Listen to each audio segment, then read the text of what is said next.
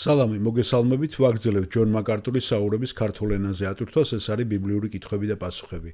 Შემდეგ კითხვა ძალიან საინტერესოა, ეს ეხება ქრისტეს მეორედ მოსვლას, ქრისტეს დაბრუნებისას ზეთისხილისთა გაიყოფა, შეიქმნება ხეობა, სადაც მდინარე იდინებს.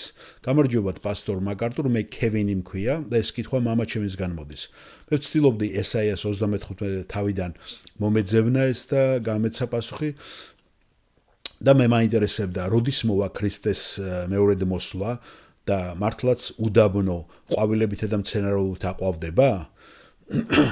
და ჯონ მაკარტური პასუხობს, დიახ, ეს სიმართლეა, თუ წაიგითხავთ თქვენ დეტალებში ამას, მიხვდებით წინასწარმეტყველებებს, ისინი ამბობენ, რომ იერუსალიმში შეიქმნება ხეობა, რომელსაც იოშაპატის ველი ეწოდება.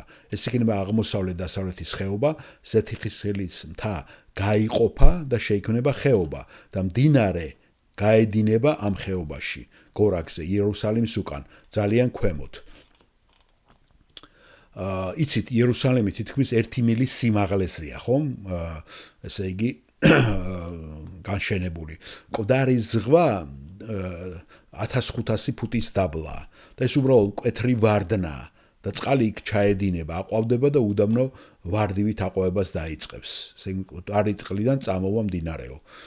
უდაბნოები საერთოდ ბიბლიაში წყევლის სიმბოლოა და ნაწილია. უდაბნოები ცოდვა-დაცემის ნაწილია. გახსოვთ, ედემი ულამაზესი ბაღი იყო, იქ ლამაზი მცენარეები, ყველაფერი. ხოლო უდაბნო უკვე ცოდვა-დაცემის შემდეგ გაჩნდა. როდესაც 64 აღდგება ქრისტეს 1000-ლიან სამეფოში, ფიქრობ უდაბნოები გაქრება. რა თქმა უნდა ისრაელის მიწაზე, რა თქმა უნდა ესეც მოხდება და ღმერთი მას კიდევ შესანიშნავ ბაღად გადააქცევს.